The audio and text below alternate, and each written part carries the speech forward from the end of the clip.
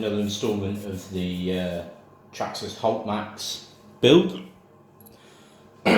So this is where we got up to on the last stage. I've done a couple of things since then, which I'll just quickly run you through before we move on. Okay, so I've now got the motor installed using a CNC'd motor mount, and I got the gears installed. Now, this is a bigger motor. This requires a 8mm bore in the pinion, which can be quite hard to find. I know I've had a lot of messages from people about finding gears. Sometimes the easiest way is purely to get gears made. So it's also got an uprated spur gear. So rather than the Traxxas stock stuff, this has got a lot more meat in it, hardened properly, and it's actually CNC rather than cast. So we've got that done. Okay, so we've got our leopard motor in there, sat down nice and low. Now, to get the leopard motor in, I've had to make a few adjustments to the chassis, including just making a small cut in the bottom of the chassis. You probably can't see it because it's too dark. Now, I didn't realise that this was going to be needed until I got to this stage of the build. Ordinarily, I'd have done that as the first thing. It did bring up a slight problem that I had to strip the whole chassis down to do it, so it has added a significant amount of work, unfortunately. Right, so the next stage now, I got all this fitted up last time, got the shocks and everything like that fitted. However, one thing that I didn't do, because I want to run through a quick tip with you guys, and that is when you're fitting the screws to retain the pins. Now, this is going to be quite difficult, but I'll try and get the best angle that I can. Okay, so what I'm doing is using M3 flat washers. Now, these are like 9.75mm, something like that. They're called penny washers. Now, I'm using them with an M3x8 screw. By putting that over, that gives me a nice big flat surface area. And then with that, if I put this one in, you'll be able to see how this covers the pin better than what the stock idea of just having a screw there is. So I'll get this one screwed in.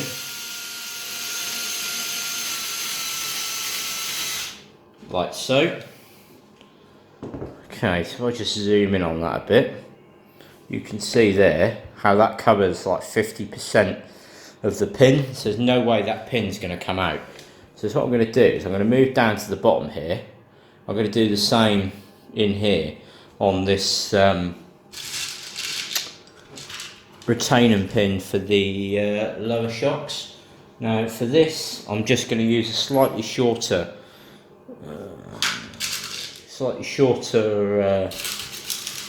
screw. I'm going to go for a 6mm in here. So, and again, the washer on. I'll just get that started on, like so. And again, that now would have covered a good 50% there. I'll just bring it down and get you a better angle.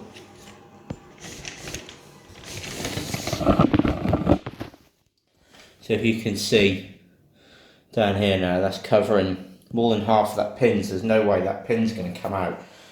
So I'm now going to carry on. I'm going to do this around the entire truck.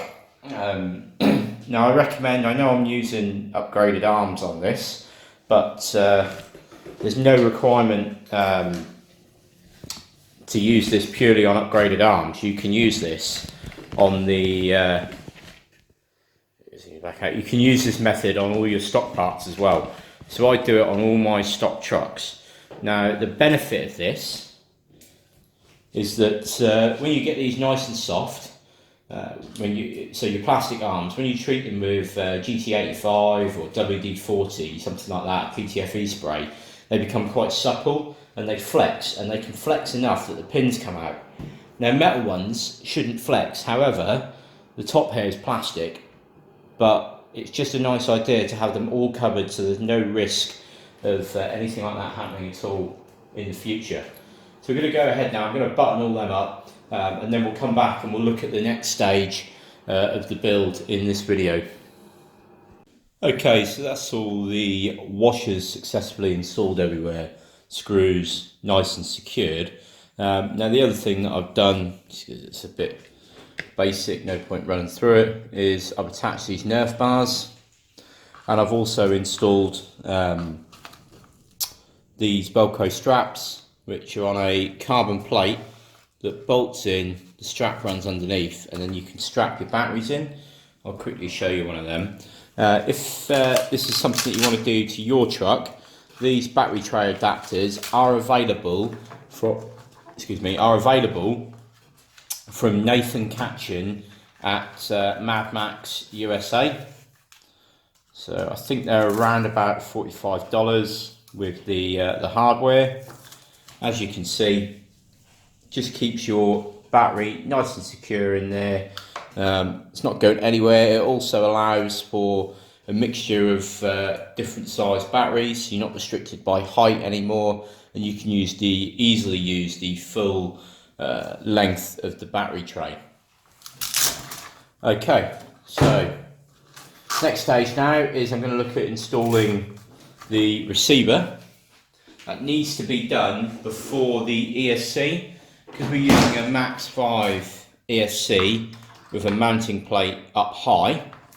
It's important that we get the receiver in first, because it's going to cover up the receiver box. So we're using the Opsima radio gear. So this is the CR40 Ultimate receiver. I'm just using a bit of double-sided tape. Put that in there.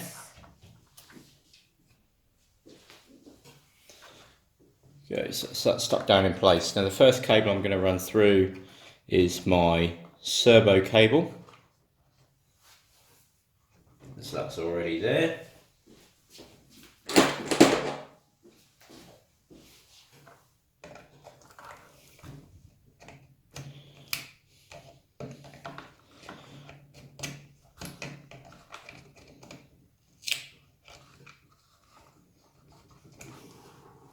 Okay, so that's our steering cable. We also need to bring in front and rear these cables that are powering our lights. So cables for our front and rear headlights, we need to get them installed as well. So they utilise the spare channels that you get on receivers, by the way. So they take the power from what would normally be channel 3 and 4. Now if you've, for instance, only got a 3-channel receiver, you can use a splitter to power them as well with no problems. Okay, so that's the rear one. And the most important cable next is the cable for our electronic speed control. It's obviously important because that provides power to everything. So I'll get that tucked in there. Now the nice thing with these Hobbywing Max 5 speed controls is that you get a nice long cable. So now that they're all in, we can get them plugged in to our receiver. So get these two in where they have to go. Now when you're doing this with your Traxxas receivers, be careful, because on Traxxas there are 2-channel ones. So be very careful that you don't get mixed up and accidentally put your speed control into a channel 1, because you'll end up controlling your throttle via the wheel as opposed to the trigger. Okay, and last one.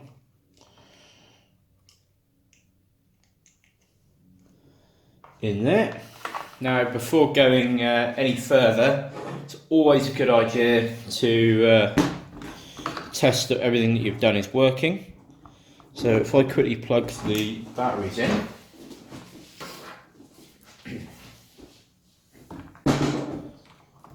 like so, I can then power up the ESC. grab my transmitter.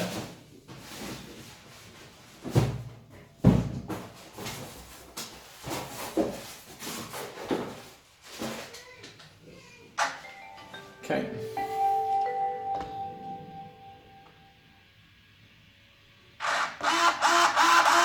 So that's my steering working.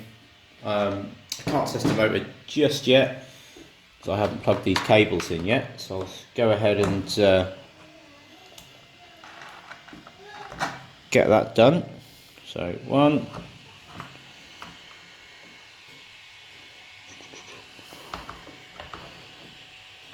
2, 3.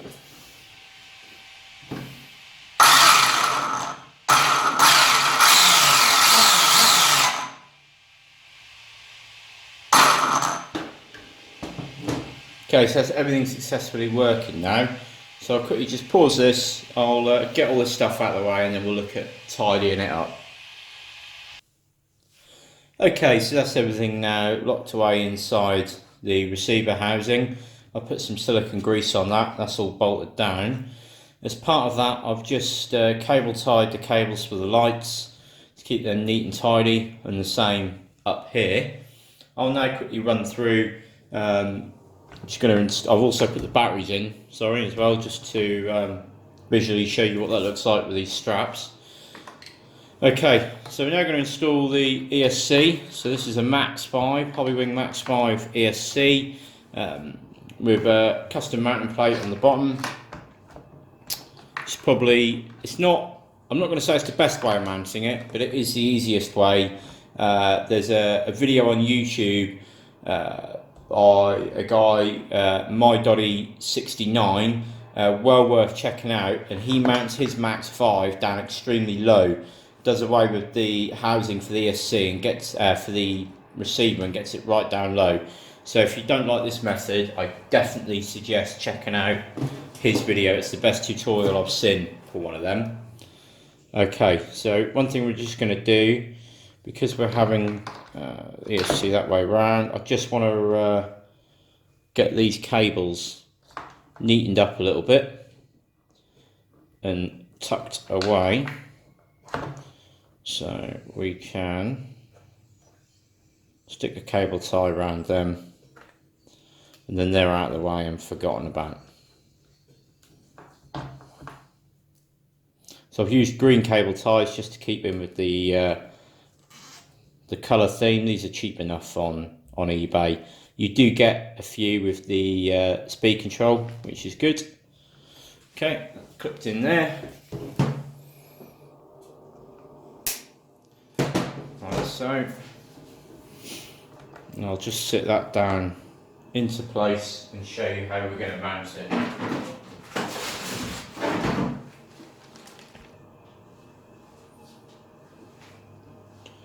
Okay, so I'm just going to start by attaching this end first. I'm going to use these M3x18 cap head bolts. I've also added onto this green little M3 recessed washer. No need for it functionally, it's purely just to add to the look and the colour coding of the truck. Just get that driven down into place.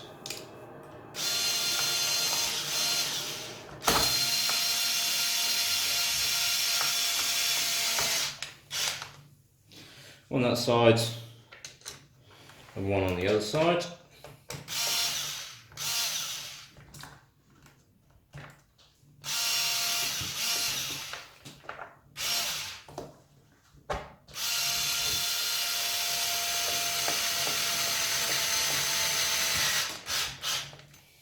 Okay, that's that in and done. Then at the front, we use a couple of self-tapping screws and a couple of spacers. Okay, so on these front two holes in here, because of the way the plate sits, we just add in this tiny little M4 spacer, and then we drop the screw down in there.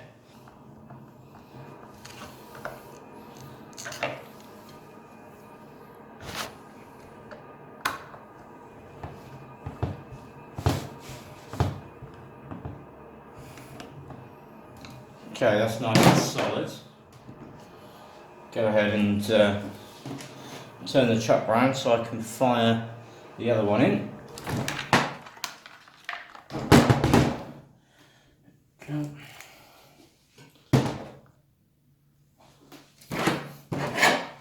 And then, that's what I found I just needed to do, was just hold that little nylon stand off with a set of pliers whilst I put the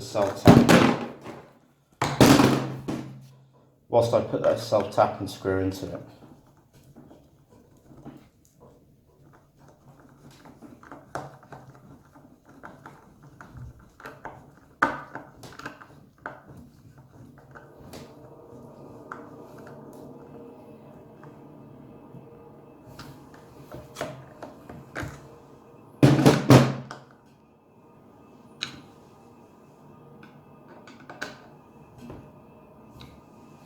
Okay, there we are. I think the only thing left for me to do now is to get this on the stand, put some wheels on it and give you a proper look at it. Okay, so this is now all the wheels on, hooked up, the power's on. You can see how fast and responsive that Traxxas 2085X servo is. You know, it's blisteringly quick. I'll just show you a little bit of the throttle range, not a lot because I don't like to run motors with no load.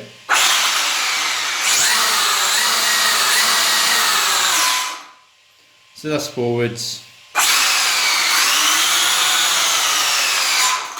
and reverse. This is currently set to 50% reverse on the ESC, and forwards is full capacity, but I've got the braking set at about 50%. Put one of the bodies on and show you.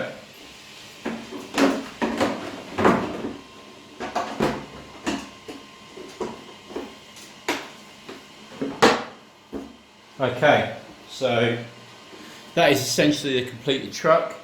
This one's also got an unbreakable body that's going on it. When that's finished, I'll show you that. It's also possibly going to have a green chassis wrap put on it, depending on whether we can get it printed in time. So if that is and that goes on, then obviously I'll show you guys that as well. But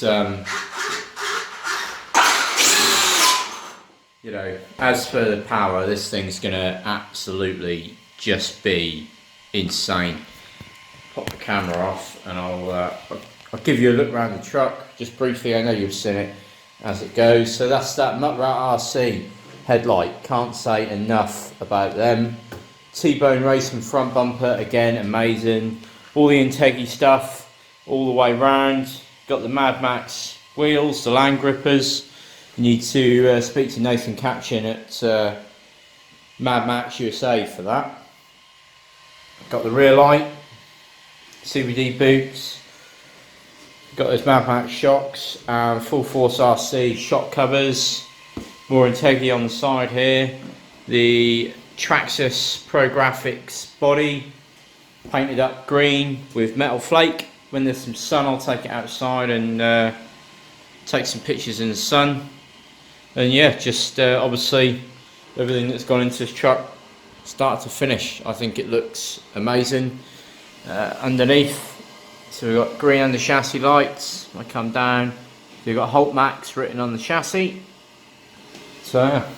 Right, I hope you guys have, if you liked that, please subscribe, hit that notification button, and when I'm doing the bashing videos with the owner of it, I'll be uploading them so you can see just how this truck performs.